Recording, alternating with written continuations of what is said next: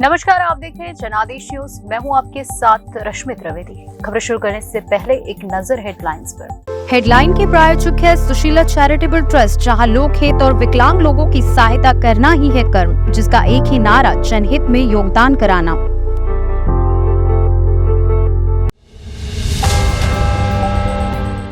दिल्ली में हवा के स्तर में सुधार, हटा ग्रैब 4, फिर भी लागू रहेगी ये पाबंदियां।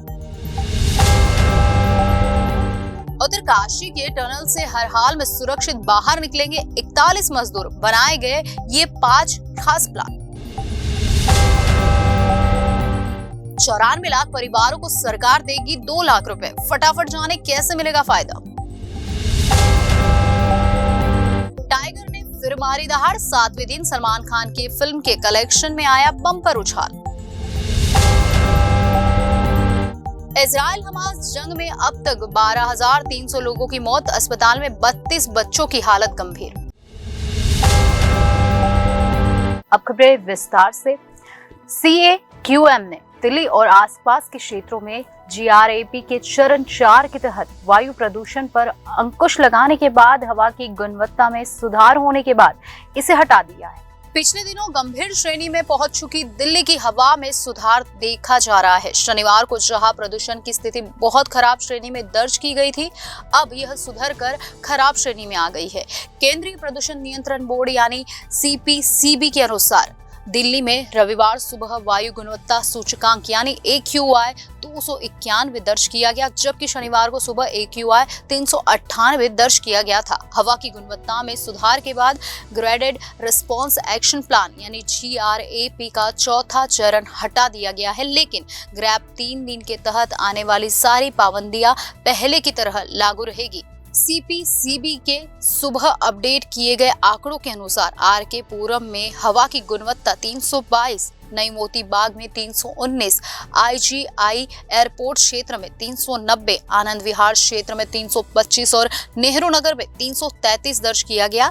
ये दिल्ली के वो इलाके हैं जहां प्रदूषण का स्तर बहुत खराब रहा। वहीं दिल्ली का 24 घंटे का औसत AQI जो हर दिन शाम 4 बजे दर्ज किया जाता है, शनिवार को 319 था। यह शुक्रवार को 405, गुरुवार को 419, बुधवार को 401, मंगलवार को 397, सोमवार 358 और रविवार को 218 था। वही NCR की बात करें तो रविवार सुबह नोएडा में 252, ग्रेटर नोएडा में 232, गाजियाबाद में 275, गुरुग्राम में 242 और फरीदाबाद में 318 दर्ज किया गया है। वायु गुणवत्ता प्रबंधन आयोग यानी CAQM ने शनिवार को दिल्ली और आसपास के क्षेत्र में ग्रेडेड रिस्पांस एक्शन प्लान यानी GRAP के चरण 4 के तहत वायु प्रदूषण पर अंकुश लगाने के बाद हवा की गुणवत्ता गंभीर से बहुत खराब श्रेणी में सुधार होने के बाद इसे हटा दिया गया है। आयोग ने यह निर्णय लेते हुए निष्कर्ष निकाला कि राष्ट्रीय राजधानी में AQI पिछले कुछ दिनों में और नहीं बढ़ा है। दिल्ली NCR के लिए केंद्र की ग्रेडेड रिस्पांस एक्शन प्लान यानी GRAP प्रदूषण को नियंत्रित करने के लिए कार्यों को 4 चरणों में विभाजित किया जाता है। चरण 1 में खराब यानी AQI 201 से लेकर 300, चरण 2 में बहुत खराब यानी AQI 301 से लेकर 400, चरण 3 में गंभीर यानी AQI 401 से लेकर 450 और चरण 5 में गंभीर प्लस यानी AQI 450 से ऊपर रहता है। वही राष्ट्रीय राजधानी में सभी सरकारी और निजी स्कूल GRAP 4 के प्रतिबंधों में खत्म होने के बाद 20 नवंबर से ऑनलाइन मोड में फिर से शुरू हो जाएगी। दिल्ली सरकार द्वारा जारी निर्देशों में कहा गया है कि प्री स्कूल से लेकर कक्षा 12 तक के सभी छात्रों के लिए कक्षाएं 20 नवंबर से फिर से शुरू हो जाएगी। हालांकि अगले हफ्ते के लिए आउटडोर खेल गतिविधियों और सुबह की सभा को स्थगित रखा जाएगा। उत्तरकाशी के टनल में फंसी 41 जिंदगियां कैसे बचेगी, उनको कैसे बचाया जाएगा, इसके लिए 5 प्लान पर काम किया जा रहा है और ये प्लान हम आपको समझाते हैं। उत्तरकाशी की सिलक्यारा टनल में 8 दिनों से फंसे मजदूरों को आज भी नहीं निकाला जा सका। रेस्क्यू ऑपरेशन को लेकर अलग अलग प्लान तैयार किए गए हैं, लेकिन अभी तक कामयाबी नहीं मिल रही है।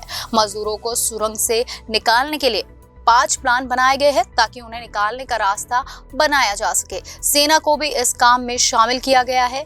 पीएमओ की टीम भी शनिवार को उत्तरकाशी में सिलक्यारा टनल पहुंची। वहां रेस्क्यू में लगे अधिकारियों से बातचीत की, अपने सुझाव दिए, साथ ही रेस्क्यू में तेजी कैसे लाई जाए इसे लेकर भी मंथन किया गया। आइए मजदूरों के 5 प्लान के बारे में आपको बताते हैं। मजदूरों के 5 प्लान कुछ इस प्रकार है। बता दें कि जिस जगह 41 मजदूर फंसे हुए हैं वहां आज हेलीकॉप्टर के जरिए हवाई सर्वे भी किया जाएगा। हवाई सर्वे का मकसद अंदर फंसे लोगों को सुरक्षित निकालने के लिए विकल्प तलाशना था। अफसरों की ओर से ये दावा किया जा रहा है कि टनल के अंदर फंसे सभी लोगों को बचाने के लिए जो भी जरूरी होगा वो कदम उठाए जाएंगे।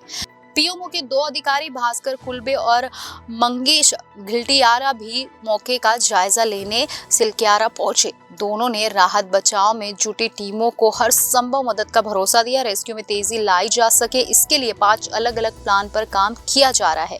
पहला प्लान, टनल में ड्रिलिंग करके रेस्क्यू ऑपरेशन के लिए पाइप बिछाने का होगा। दूसरा प्लान, टनल के पीछे से भी ड्रिल करने की तैयारी है।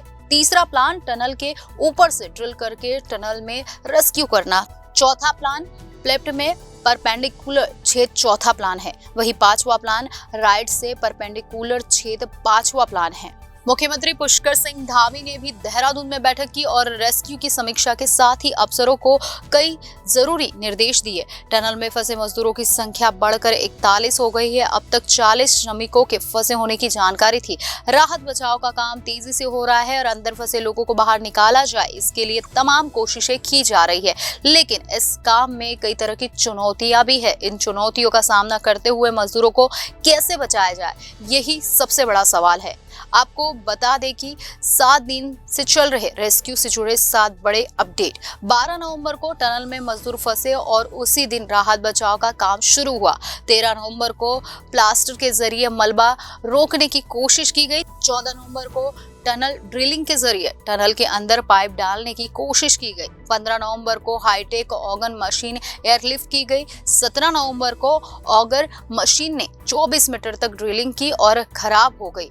इंदौर से नई मशीन आने के बाद रेस्क्यू में तेजी की उम्मीद की जा रही है। उत्तरकाशी के सिलक्यारा में टनल हादसे को लेकर कई सवाल है। रेस्क्यू में कई तरह की दिक्कतें आ रही है। ऐसे में अब भगवान का सहारा भी लिया जा रहा है। टनल के ठीक बाहर एक मंदिर बनाया गया है जहां मजदूरों की सलामती के लिए दुआ की जा रही है। साथ ही भगवान से ये प्रार्थना की जा रही है कि अंदर फंसे सभी मजदूरों को जल्द से जल्द सुकुशल बाहर निकाला जा सके। ये राज्य सरकार 94 लाख परिवारों को 2-2 लाख रुपए देने जा रही है। इस स्कीम का प्रोसेस जल्द शुरू होने जा रहा है। जानकारी के तहत महीने में 6,000 रुपए से कम आय वाले परिवारों को इस योजना का फायदा मिलेगा। अब ये कौन से राज्य में, ये हम आपको बताते हैं और क्या है इसके फायदे, जानते हैं। बिहार के सीएम नीतीश कुमार की सरकार ने सूबे की आम जनता को बड़ी राहत दी है। इस सरकारी स्कीम का नोटिफिकेशन आ गया है जिसके मुताबिक 94 लाख परिवार को राज्य सरकार 2-2 लाख रुपए देने जा रही है। सूबे में हुए जातिगत और आर्थिक सर्वे की रिपोर्ट आने के बाद नीतीश कुमार ने ये घोषणा की थी। कैबिनेट की मंजूरी के बाद यह योजना लागू हो गई है। इस स्कीम का नाम बिहार लघु उद्यमी योजना है, जिसके तहत गरीब परिवारों को रोजगार से जोड़ने के लिए सरकार की ओर से 2 लाख रुपए की मदद दी जाएगी। इस स्कीम का लाभ general, SC, ST, OBC, EBC सभी वर्गों के गरीबों को मिलेगा। राज्य सरकार द्वारा इसके लिए जल्द ही आवेदन की प्रक्रिया शुरू की जाएगी। मीडिया रिपोर्ट्स की माने तो आवेदन मिलने के बाद लॉटरी के जरिए लाभार्थियों का चयन किया जाएगा। उद्योग विभाग ने इस स्कीम का संकल्प पत्र जारी किया है। इसके आवेदन, चयन और आवंटन से संबंध में मार्गदर्शिका तैयार की जा रही है। उसमें आवेदन की प्रक्रिया से लेकर लाभुकों के चयन तक पूरी जानकारी होगी। अब तक सामने आई जानकारी के मुताबिक इस योजना के लिए पात्र परिवार ऑनलाइन आवेदन करेंगे। उद्योग विभाग की वेबसाइट या अन्य किसी पोर्टल पर आवेदन का लिंक डाला जाएगा। जाति एवं आर्थिक गणना के मुताबिक बिहार में 94,33,312 परिवार ऐसे हैं जिनकी मासिक आय 6,000 रुपए से कम है। ऐसे परिवार को सरकार ने गरीब की श्रेणी में रखा है। इन्हीं परिवारों को इस योजना का लाभ दिया जाएगा। इन 94 लाख परिवारों को एक साथ पैसा नहीं मिलेगा।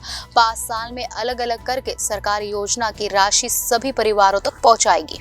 दिवाली की छुट्टियों के बाद वीकडेज में टाइगर 3 की कलेक्शन में बड़ी गिरावट देखने को मिली थी, लेकिन अब शनिवार को टाइगर 3 ने फिर बॉक्स ऑफिस पर दहाड़ लगाई है। बॉलीवुड सुपरस्टार सलमान खान की मच एवटेड टाइगर 3 फिल्म फैंस को खूब पसंद आ रही है। दिवाली के मौके पर रिलीज हुई टाइगर 3 ने बॉक्स ऑफिस पर कई रिकॉर्ड सेट करने शुरू कर दिए हैं। सलमान खान और कैटरीना कैफ के एक्शन थ्रिलर फिल्म की कमाई की रफ्तार भले ही वीकेंड्स में स्लो रही हो, लेकिन वीकेंड आते ही टाइगर 3 के कलेक्शन में बम्पर उछाल देखने को मिला है। रिपोर्ट्स की माने तो टाइगर 3 ने अब तक घरेलू बॉक्स ऑफिस पर करीब 217 करोड़ रुपए का टोटल कमाई कर डाली है। वहीं सलमान खान की फिल्म टाइगर 3 को घरेलू बॉक्स ऑफिस पर एक बार फिर पॉजिटिव रिस्पांस मिलने लगा है।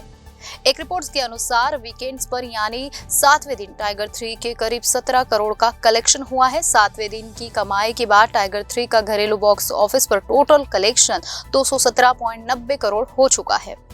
YRF स्पाई थ्रिलर टाइगर की तीसरी किस्त टाइगर 3 दिवाली के दिन रिलीज हुई थी। लक्ष्मी पूजा के दिन रिलीज होने के बावजूद फिल्म ने तगड़ी कमाई की थी। रिपोर्ट्स की माने तो शुक्रवार तक ओवरसीज में ग्रॉस 79 करोड़ कलेक्शन हुआ है, जिसके बाद फिल्म का world wide gross collection 324 crore रुपए के पास पहुंच गया है। टाइगर 3 का डायरेक्शन मनीष शर्मा ने किया है। फिल्म में सलमान खान के अलावा कैटरीना कैफ और इमरान हाशमी लीड रोल में नजर आ रहे हैं। स्पाई थ्रिलर में शाहरुख खान और ऋतिक रोशन का धांसू कैमियो भी देखने को मिलता है। इजराइल द्वारा अस्पताल को तुरंत खाली कराने की मांग के बाद सैकड़ों लोगों ने गाजा में अल शिफा अस्पताल छोड़ दिया है। गाजा में हमास के स्वास्थ्य मंत्रालय के अनुसार लगभग 120 घायल व्यक्ति को समय से पहले जन्मे बच्चे अस्पताल में हैं। इजराइल और हमास के बीच जंग लगातार जारी है। 7 अक्टूबर को दक्षिणी इजराइल में हमास के हमले के बाद शुरू हुआ यह युद्ध 7वें हफ्ते में पहुंच गया है। इस युद्ध में अब तक 1200 से अधिक लोग मारे जा चुके हैं। हालांकि गाजा में स्वास्थ्य मंत्रालय के अनुसार मरने वालों की संख्या अब तक 12,300 से अधिक हो गई है, जिसमें बच्चे भी शामिल है।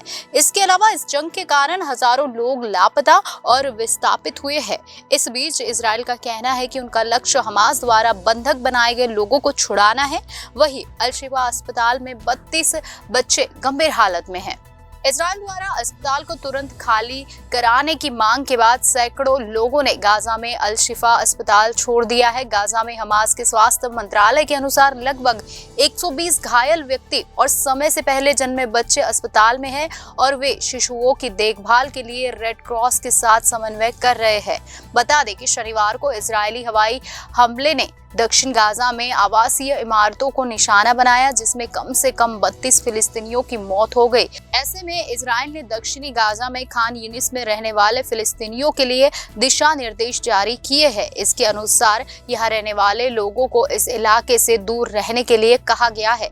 हमास ने शनिवार को कहा था कि उसने कुछ बंधकों की सुरक्षा के लिए नियुक्त समूहों से संपर्क खो दिया है। हालांकि गाजा में रखे गए लगभग 240 बंधकों में से किसी का पता नहीं चल पाया। वहीं इजराइल और हमास के बीच बढ़ते युद्ध के बीच भारत ने रविवार को गाजा को 32 टन मानवीय सहायता की दूसरी खेप भेजी। बता दें कि अल शिफा अस्पताल में छोड़े गए मरीजों में 32 बच्चे गंभीर हालत में हैं। संयुक्त राष्ट्र की एक टीम ने रविवार को कहा कि इजरायली सैनिकों द्वारा अन्य लोगों को निकाले जाने के बाद गंभीर हालत में 32 शिशुओं को सहित 291 मरीजों को गाजा के सबसे बड़े अस्पताल में छोड़ दिया गया था।